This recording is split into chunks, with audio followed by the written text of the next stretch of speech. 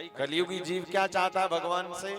भगवान विश्व की उत्पत्ति करें, पालन करें, पोषण करें, श्रृंगार करें, ये सब तो ठीक है, किंतु भगवान हमारे लिए क्या करते हैं?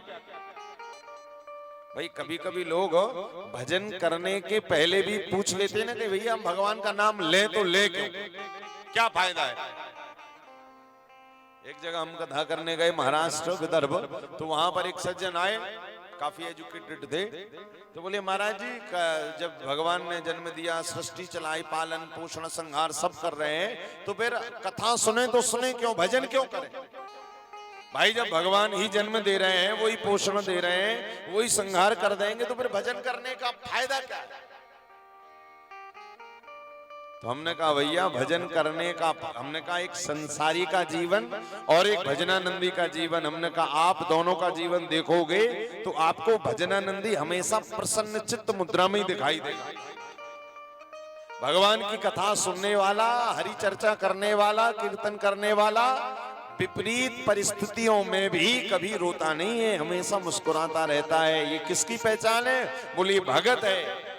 और संसारी बोले जरा महाराज समस्या आ गई और आंखों में आंसू आ गए, समझ जाओ ये संसारी है। क्यों? क्योंकि जो भगत रहता है वो हमेशा किस भाव में रहता है? बोले उस भाव में रहता है, शरणागति के भाव में, कि हम तो प्रभु के हैं, चाहकर भी दुनिया वाले हमारा कभी बुरा कर नहीं सकते। हाँ, प्रभु चाहते तब जीवन में कोई कष्ट आता, उसकी कृपा से। किसकी कृपा से? बोले हरि नारायण की कृपा से। भक्तों का भाव रहता है ना, अरे राजी हैं हम उसी में। ये कौन है? भगत। किसमें? अरे राजी हैं हम उसी में जिसमें तेरी रजा है। राजी हैं हम उसी में जिसमें तेरी रजा है। सारे जहां के मालिक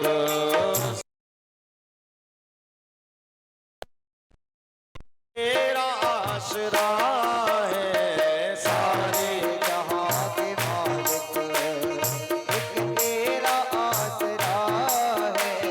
राजी हैं हम उसी में, राजी हैं हम उसी में जिसमें तेरी रजा है।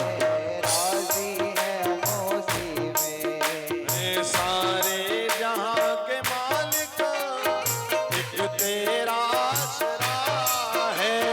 सारे जहां के मालिक एक तेरा आसरा है।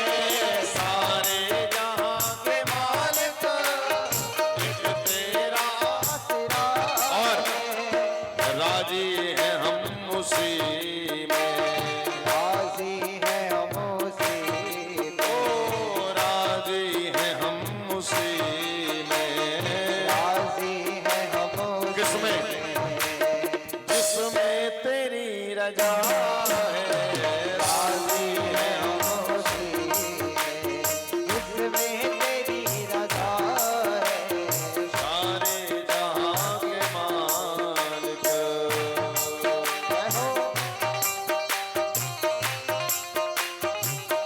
तो एक बार जरा भाव से कहिए श्री राधे राधे।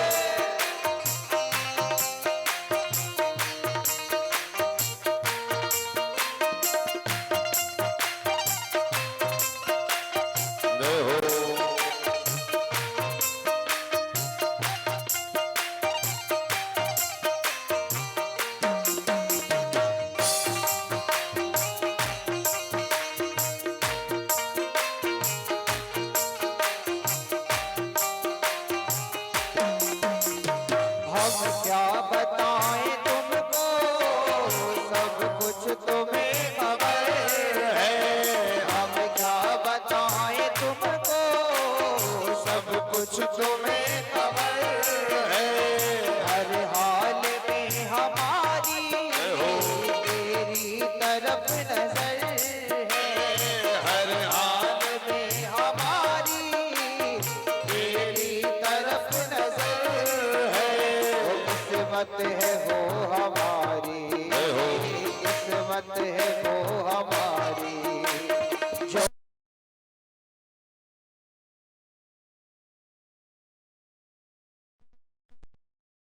तेरा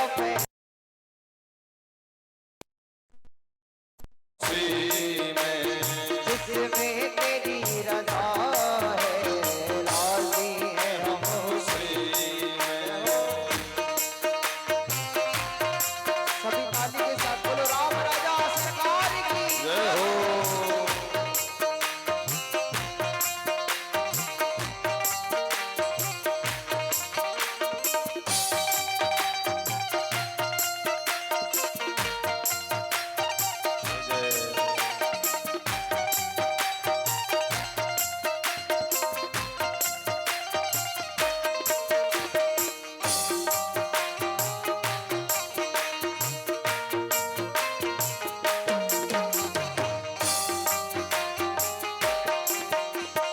हाथों को दुआ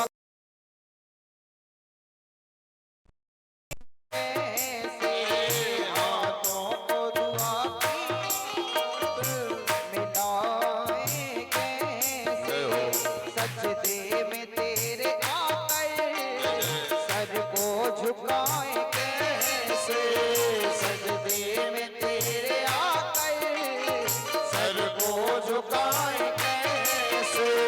मजबूरियां हमारी, मजबूरियां हमारी, बस तू ही जानता है। मजबूरियां हमारी, बस तू ही जानता है। राजी है हम उसी में जिसमें तेरी रजा है, राजी है हम उसी में, जिसमें तेरी रजा है। अरे राजी है हम उसी में, जिसमें तेरी रजा है। ये साले जहां के मालिक तेरा ही आसरा है, साले जहां के मालिक तेरा ही आसरा है। वो राजी है हम उसी में, राजी है हम उसी में जिसमें तेरी रजा है, राजी है हम उसी में जिसमें तेरी रजा है, वो जिसमें तेरी रजा है, वो जिसमें तेरी रजा है। अरे राजी हैं हम उसी में, किसमें? बोले जिसमें तेरी रजा है।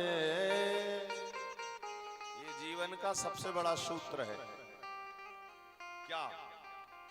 बोले जब तक हम अपनी चलाएंगे तब तक समस्याएं हमारा पीछा नहीं छोड़ने वाली। कब तक? बोले जब तक हम अपनी चलाएंगे।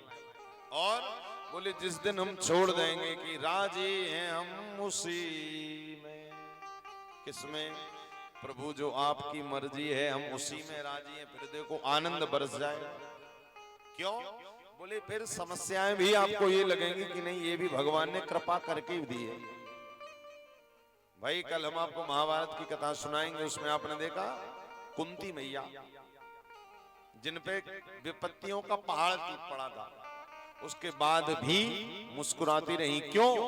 क्योंकि उन्हें पता है कि जिसके साथ में मधुसूदन श्री बांके बिहारी लाल हैं, उसके जीवन में विपत्तियां आ ही नहीं सकती। वो तो हार कर भी जीत जाता है जिसके जीवन में साक्षात हमारे द्वारिकाधीश खड़े हो जाते हैं। ये क्या है? ये है भगत। और संसारी कौन है? बोले संसारी वो है जो भगवान के मंदिर भी जा रहा है किंतु अपनी सी लेकर जा रहा है। शंकर जी के मंदिर भी जा रहे हैं किंतु लोटा जल चढ़ाते जा रहे हैं, किंतु अपनी सी करवाने पे तो ले नहीं, यही करना। क्या होता है? बोले खूब लोटा जल चढ़ाए शंकर जी पे, अब शंकर जी ने काम बनाया नहीं तो अश्रद्धा हो गई। क्या करते हैं? बोले कल से मंदिर जाना बंद। ये कौन है? ये समझ जाना ये दुनिया वाले हैं। और भगत कैसा है? बोले प्रभु जो हमने अभी आपको बताया, राजी हैं हम उसी में जिसमें आपकी मर्जी है। और ये जब जीवन में भाव रहेगा तो श्रीमद् भागवत का ये सूत्र जीवन में अपने आप आ जाएगा। आनंद किसके जीवन में? बोले जिसके जीवन में शरणागति है उसके जीवन में आनंद है। और भक्त देखिए कलयुग में वर्तमान में जीव सबसे ज्यादा दुखी क्यों है? क्योंकि अपनी अपनी करवाने पे तुला हुआ। इसी कारण उसको मंदिर में भी शांति नहीं है, अपनी करवाने पे तुला, इसी कारण उसको कथाओं में भी शांति नहीं है। तो शांति किसको है? बोले जिसने ठाकुर जी के चरणों में सब छोड़ दिया, बिहारी जी के चरणों में, बोले उसके जीवन में परम शांति। भागवत जी की आरती गाते ना हम लोग, ये शांति गीत पावन पुनीत पापों को मिटाने वाला। तो केवल आरती नहीं गानी है, ये शांति गीत है भी।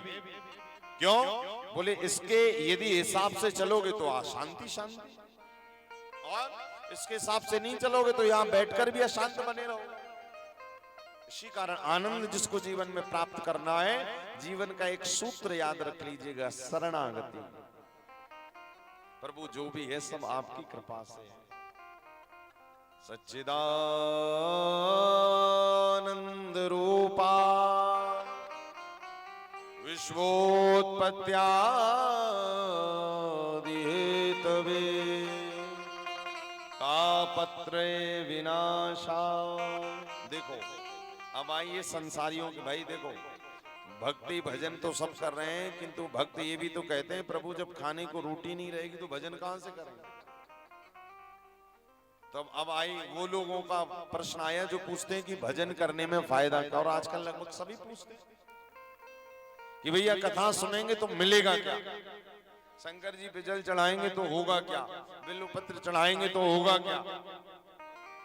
क्योंकि आजकल एक स्लोगन चल रहा है कि नहीं बहुत तेजी से, कि एक लोटा जल सारी समस्याओं का हल। चल रहा है कि नहीं चल रहा है?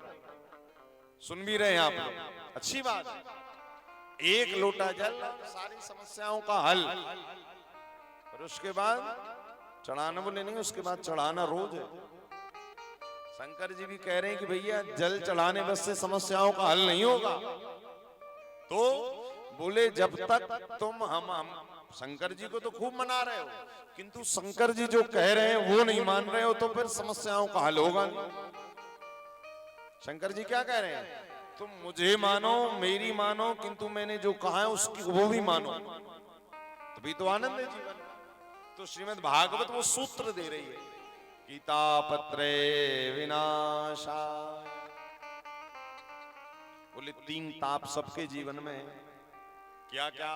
अरे दैहिक दैविक भौतिक तापा, अरे राम राज का हो नहीं व्यापा। तो स्वामी जी क्या लिख रहे हैं? मंत्र महामणि विषय व्याल के,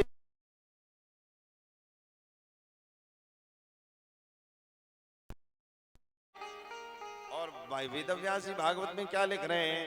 तापत्रय विनाशा। तो प्रश्न उठता है कि कलयुग के लोगों को भागवत सुनने से क्या मिलेगा? वेदव्यास जी को शायद पता रहा होगा कि कलयुग का व्यक्ति बिना फायदे के कुछ नहीं कहेगा, इसी कारण उन्होंने पहले ही श्लोक में लिख दिया। तो सुनो क्या क्या मिलेगा। दैहिक, पहला क्या? आपके फायदे की बात। क्या? बोले जो कथा सुनेगा, भगवान में मन लगाएगा, सबसे पहले देह का कष्ट अपने आप दूर हो जाएगा। देह भाई देखो, आपके घर में करोड़ों रुपया पड़ा है, घर में 56 भोग है, किंतु यदि देह स्वस्थ नहीं तो क्या मतलब का रुपया और क्या मतलब के 56 भोग? तो सबसे पहला बोले यदि देह स्वस्थ है, और आज आप देख रहे हैं कलयुग में जो भजन में नहीं लगे, जो केवल भोगों में लगे हुए, बीमार भी ज्यादा पड़ रहे हैं। आज से लगभग 40-50 वर्ष पहले कथाओं की इतना प्रचार नहीं था, और कहते हैं कभी साल 2 साल 5 साल में सुनने को मिल जाता था कि यहाँ भागवत हो रही है। पहले इतना नहीं। अब बोले अब तो गेहे जन हर जगह आप देखो, शायद आपके कटनी में 4-5 अभी कथाएं चल रही होंगी, 2-3 तो चल ही रही होंगी, पक्की बात है। क्यों? क्योंकि पहले लोगों का जीवन ही साक्षात भागवत था, उनको कहीं जाना नहीं, उनका जीवन ही भागवत था। उन्हें पता होता था कि हमें इतने से इतने ब्रह्मचर्य रहना है, इतने से इतने हमें गृहस्थ रहना है, फिर वानप्रस्थ, फिर संन्यास। यानी वो जीते जी अपने आप को भागवत बना लेते थे। आपके पूर्वज लोग, दादा बाबा लोग जो रहे होंगे तो कई कई जीवन में ऐसे आदर्श बन जाते कि भैया वो ऐसे थे, इतना भजन करते थे तो उनको डॉक्टर की दवाई की भी जरूरत नहीं पड़ती थी। कथा कह रही जिनके जीवन में भजन है, जिनके जीवन में दिनचर्या है, जिनके जीवन में आहार शुद्ध है, बोले उनका जीवन साक्षात भागवत ही है। हमारे पूज्य गुरुदेव वृंदावन से अभी हमने जिनसे दीक्षा भी ली थी अप्रैल के महीने में, और 2 नवंबर अक्षय नवमी को जिनका महाप्रयाण हो गया, प्रातः स्मरणीय पूज्य स्वामी श्री दीनदयालु जी महाराज, जो जबलपुर की पावन माटी से हैं किंतु वृंदावन, हरिद्वार और लगभग भारत के कई सारे, काशी जी में मणि मंदिर बनाया। तो महाराज श्री का जीवन जब तक हमने रहे उनके साथ और देखा, साक्षात यूं समझो कि भागवत ही थे। नियम था महाराज 4 बजे यदि उठ जाएं तो आप लोग ने टीवी पर कथा भी देखी होगी, यूट्यूब पर भी सर्च करेंगे ना तो दीनदयाल पांडे जी के नाम से आ जाएगा। इतना सुंदर वाचन, इतना सुंदर दिनचर्या, जीवन शैली, साधना उनका एकदम फिक्स था। 10 बजे सोना मतलब सोना। और आपको एक बात बतावे, 90 वर्ष की अवस्था में भी शीर्षासन करते थे। शीर्षासन मतलब समझ गए ना, सिर नीचे पैर ऊपर, 90 वर्ष की आयु में। और एक और बात, जिस दिन उनके प्राण निकले तो आंवला नवमी थी, अक्षय नवमी 2 नवंबर कार्तिक महीना, और एक दिन पहले शिव पुराण की कथा पूरी की। कहा? हिमाचल प्रदेश गगरेट में। और वहां की कथा करके अगले दिन उनको वृंदावन आना था, दूसरी कथा प्रारंभ होनी थी। तो बीच में उन्होंने कहा भैया एक काम करें, शिष्य थे पंचकुला पंजाब में, वहीं रुक गए। और एक दिन पहले उन्होंने लगभग घोषणा जैसी कर दी थी कि बस अब ये शरीर पूरा होने वाला है। तो शिष्यों की इच्छा थी कि हमारे घर चलो, हमारे घर चलो। तो 90 वर्ष की अवस्था में भी 1.5 से 2 घंटे कथा कहते थे व्यास गादी पर बैठ। क्यों? क्योंकि जीवन साक्षात भगवत तुल्य था, आहार पवित्र था, दिनचर्या थी, और जिसका जीवन स्वस्थ है, शरीर स्वस्थ है, उसी के जीवन में भजन आ सकता है। अस्वस्थ शरीर में कभी भजन भी नहीं आता। तो मैं, हमारे जो पूज्य गुरुदेव हैं, उनके जीवन से, अब शिक्षा पर तो बहुत बात है, किंतु हमने उनके जीवन से 2-3 चीजें बहुत गहराई से ली है कि भैया जिसके जीवन में दिनचर्या है उसके जीवन में अपने आप बिहारी जी की कृपा है। और वर्तमान में क्या है? वर्तमान में सब तो सुधरा है किंतु दिनचर्याएं बिगड़ी हुई। क्या करते हैं? बोले महाराज जब हमारे भोजन का समय रहता है तब हम रात्रि के भोजन का, जब हम दोपहर का भोजन पाते हैं, और जब सोने का समय रहता है उस समय फिर भोजन करते हैं, और जब सोने का उस समय तो 10-10 बजे फिर उठते हैं। तो क्या होता है? बोले देह बीमार पड़ जाता है। तो श्रीमद् भागवत क्या कह रही है? तापत्रय विनाशाय, पहला कष्ट देह का। भाई तो भागवत की कथा जब सुनोगे ना, अब देखो जैसे आप लोगों को 3 बजे 3:30 बजे का टाइम है, या मौसम में तो थोड़ा, अब आज तो थोड़ा सा विलंब हो गया क्योंकि पहला दिन था, कल से तो प्रयास रहेगा। तो आप स्वयं विचार करिएगा इन 7 दिनों में 3 बजे आपको कथा में आना है, 3:30 बजे, तो 3:30 के चक्कर में आपकी देखना दिनचर्या कितनी बढ़िया चलेगी। क्यों? आपके चित्त में रहेगा रे 3:30 पे कथा में जाना, जल्दी ये भी कर लो, 3:30 कथा में जाना, ये भी कर लो, ये जल्दी करके, और एकदम भागो कथा में। है तो 3 घंटे की कथा, 6, 6:30, 7 बजे घर जाओ, उसके बाद फिर जल्दी जल्दी सब करो, भैया सो जाओ, क्यों? कल कथा में जाना। यानी 3 घंटे 3.5 घंटे की कथा आपका जीवन एकदम पवित्र कर दे रही है। और जब ऐसा 7 दिन नहीं, ऐसा ताउम्र करने लगोगे तो कथा कह रही अपने आप स्वस्थ बने रहोगे, हर काम समय पर करोगे। क्यों? कथा के चक्कर में। तो पहला कष्ट दैहिक। और दूसरी बात, हमारे शास्त्र संत कह रहे हैं जब आपका मन 3 घंटे भगवान में लगा रहता है तो उस समय पर आपको अपना रोग याद नहीं आता। यहां बैठे हुए हो, आपको सबको देखो आजकल तो भैया बीपी हमारे ब्रिज में कहते हैं ब्लड प्रेशर, शुगर, कमर, घुटने, ये सब तो महाराज जैसे जैसे रुपया आता है ये सब अपने साथ लेके आ जाता है।